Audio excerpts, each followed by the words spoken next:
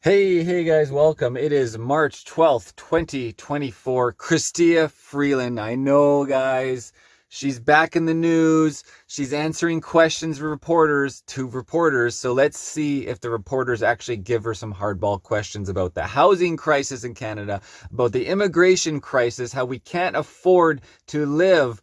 There's no housing, so houses are ridiculous. We're one of the worst countries in the world for the cost of living. Let's take it off with Freeland here. And across BC. Merci beaucoup et je suis prête à répondre à vos questions. All right, it'll be one question, one follow-up. There is a microphone just over there for interested journalists. Please just state your name and your outlet. Alors, donc, quand ça période de questions, ce sera une question et une question en suivi. Veuillez juste noter votre nom et votre média. Sure. Thank you for taking my question, Minister. Really nice building, but I have to switch. And can you tell me your name and where Oh, Mira Baines from CBC. Okay, hi. Hi. I'll have to Okay, you're CBC, so you work for us. Okay, great. Let's go. shift topics to Haiti. What was decided in the incident response group meeting? You said that you won't put Canadian soldiers or police back in Haiti, so what can you do? Okay, well, thank you for the question. And I'm going to point to a really important conversation that the Prime Minister had yesterday with the Prime Minister of Jamaica. And I do want to thank Jamaica for its partnership with Canada and its important leadership in the Caribbean. After that conversation, the Prime Minister put out a statement making clear Canada's position. He said that Canada will continue to support the work of the Haitian National Police and our partners in the Caribbean to work under the UN-sanctioned mandate to work to establish security in Haiti. The two prime ministers also agreed that we will continue to work together to support the people of Haiti, very much working with our partners in CARICOM, in the Caribbean, to support the reaching of a political consensus in Haiti that will allow the holding of free and fair democratic elections and the reestablishment of democratic security in Haiti. Et maintenant, je peux répéter la réponse en français, si vous voulez. Okay. Okay, next question. Hier, le Premier ministre a... Okay, guys, so we made it through question number one with, how many head nods did she do and arm waves? And of course, Freeland always starts it with, thank you for the question. Let me think about how I'm going to answer this question because I can't really tell the truth on anything. I don't think she would even know what it takes to tell the truth. You know, you just directly, like it's right from your information, from your lobe, you know, instead of like having to create a lie. It's much harder to lie, right, for natural Canadians. Mercy. On the budget, with the federal budget just over a month away, the NDP are outlining their demands as part of the supply and confidence agreement. What kind of impact will this have on your budget? Thanks for the question. The NDP's supply and confidence agreement. So the supply and confidence agreement is essentially, we're going to prop you guys up so the Canadians don't get to have election to kick us out. Because as soon as there's an election, the NDP, Yegmet Singh, and the Liberals are gone. They're completely freaking gone. We have a very clear written supply and confidence agreement with the NDP. It's important because we need their support to pass money bills, to overthrow the Canadian people, yeah, to like run your dictator show. Yeah, I know. You need the NDP to prop you up.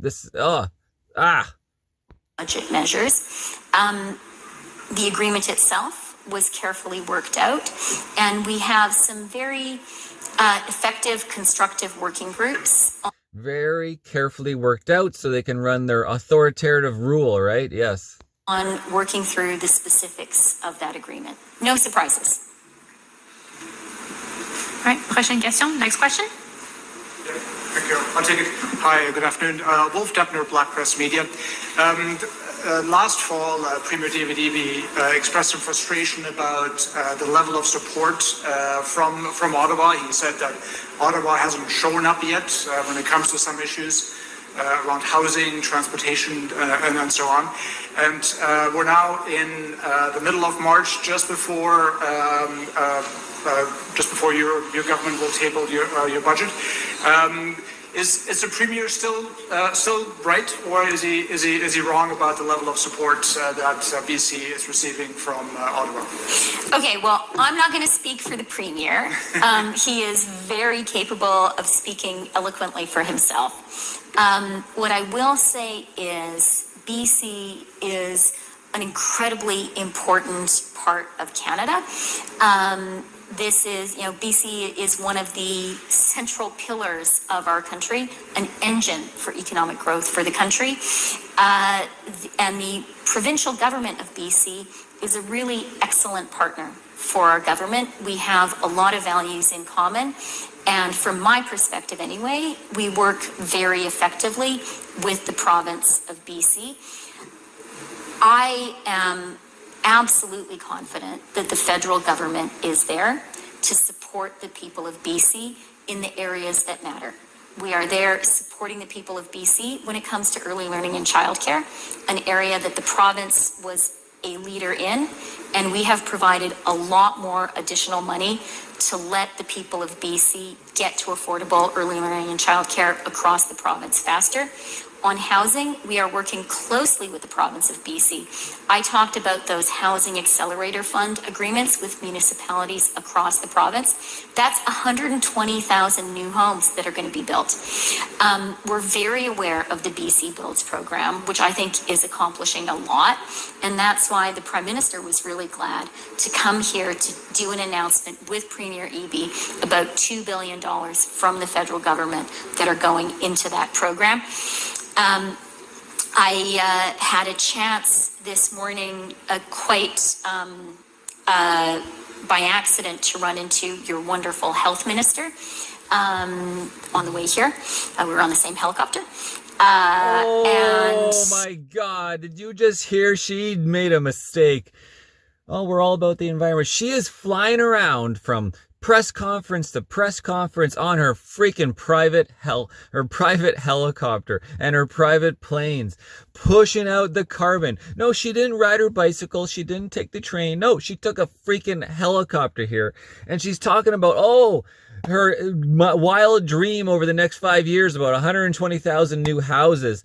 A kick in the bucket, guys. A kick in the bucket. 500,000 new immigrants per year. And in fact, they had 500,000 just in the 3 months of the summer, from July, August, and September.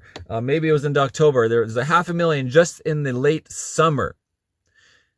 We're having nearly 1 million new people a year. You know, those are just 500,000, like registered, non-registered, all the illegal border crossings. And yeah, we're got 120 new houses going to be built. And you know, it's all just bureaucracy. They're just getting their cousins and their friends and their contracts to dig ditches nowhere, right? That's what it is. Digging ditches for nothing. That gives me a chance also to highlight really the extraordinary support that the federal government provided, working at that time had a chance this morning, quite by accident, to run into your wonderful health minister on the way here. We were on the same helicopter. That gives me... You can see again, I had to rewind, guys. You can see she realized, fuck, I shouldn't have said that. I shouldn't have said that us liberals are on a helicopter together. Oh, man. Like, look at her cringe, guys. One more time. On the way here. We were on the same helicopter. Oh, yeah. There she is. Like, oh, shit. I let the cat out of the bag. Where everyone's going to pay for our carbon credits. So they're carbon credits. You guys, we're going to tax you to death, guys.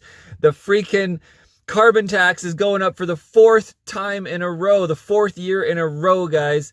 We're literally, the dollar is affected. The dollar is being affected upwards of 64 cents on a liter. And it's like everything for every business. So it's like you need to order in some wood to build your cabinets. Well, the shipping cost of the wood is taxed, the carbon tax.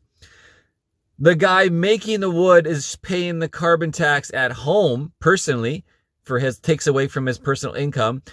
He's being carbon taxed on his work vehicles and his machinery that he's buying that's being shipped in. He's being carbon taxed on the energy used to run the factory, to run the natural gas, the propane, the gasoline, the diesel, to build the wood, to then getting taxed, to then ship to the guys who are going to build the cabinets. And then the guys, all their equipment and everything else, and their shop and their supplies and everything else is taxed by the carbon credit. Then they have to pay to ship their furniture to the wholesalers and pay the carbon tax on that shipping. And then the wholesalers have to pay the carbon tax on their building and their heating. So the same, and by the time you get the chair and get it home to your house, it's been carbon taxed 7, 8, 9 times probably. Like, Me a chance also to highlight really the extraordinary support that the federal government provided, working at that time with the health minister, with Premier Hogan, to provide $200 billion in healthcare support to the provinces and territories. So, that's our money we're being taxed on, and the carbon tax and all the income tax and the purchase of the sales tax. $200 billion that they're going to continue to steal. Have you guys not been paying attention? Trudeau, I got to cut to that. Trudeau, the RCMP said that Trudeau, they have not ruled out Trudeau for committing crime when the SLN Lavalin, where he fired the Attorney General to hush up what he was doing illegally. And so the RCMP say on camera that we have not been able to rule out that he committed a criminal act under the Canadian Criminal Code. I really believe the federal government is there to support the people of Canada, whether it's healthcare, whether it's families and early learning and childcare, whether it is housing, and to support the people of BC. And I look forward to talking about all that with Premier Eby this afternoon. Follow if you're good, of course.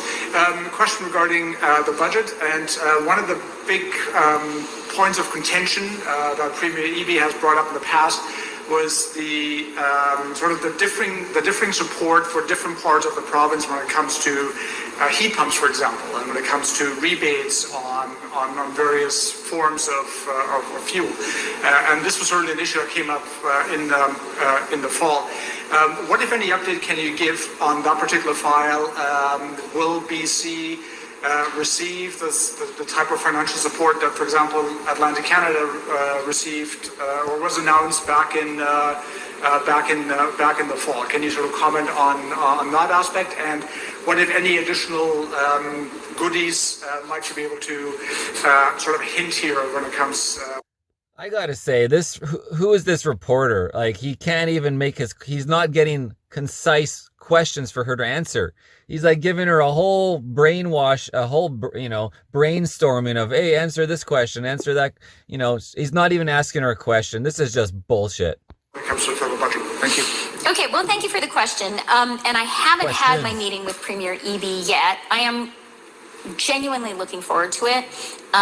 We have a really constructive relationship with the province of BC, and in addition to working on specific things that the province may want and need, I find conversations with the leadership of this province, whether it's with Premier Eby, with Katrina, your finance minister, to just be generally useful for me in terms of thinking about what are the policies that Canadians need today. I think BC is a real leader, and I'm happy to learn from the BC experience. But I haven't talked to the Premier yet, so I don't know what is going to be at the top of his agenda. What I can say is what's at the top of the federal government's agenda when it comes to this budget is housing. I think that is the center of the concerns. Housing, but they never did anything about housing over the last 8 years, but put it into the tank on purpose.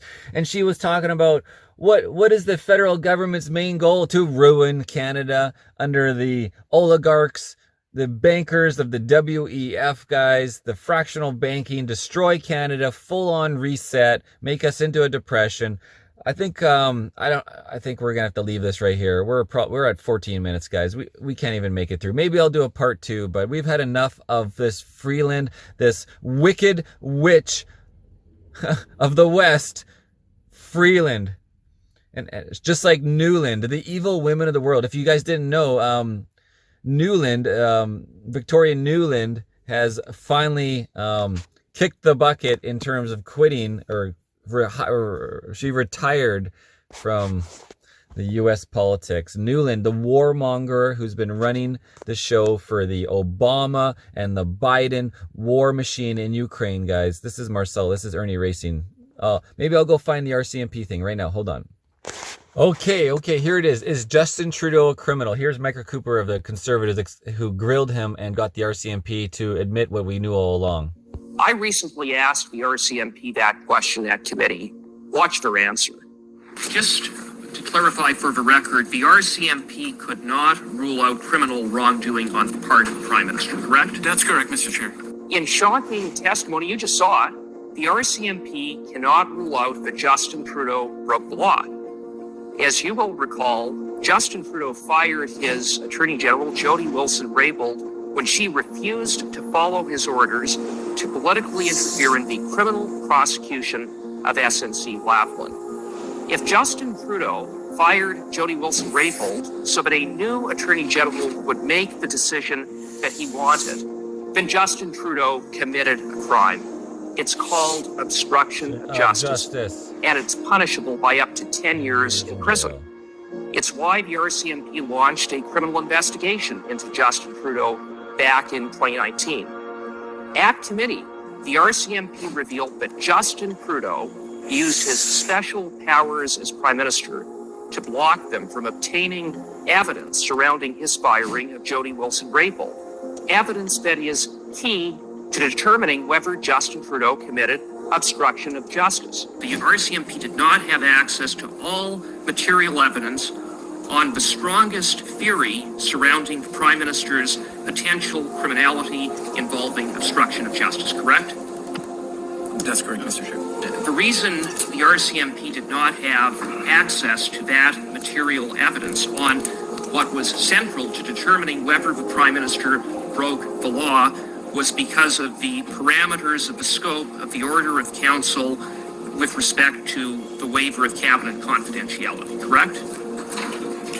That's correct, Mr. Chair. The parameters did not allow us to fully look into this one. This significantly impeded the RCMP in their investigation, forcing them to shut it down.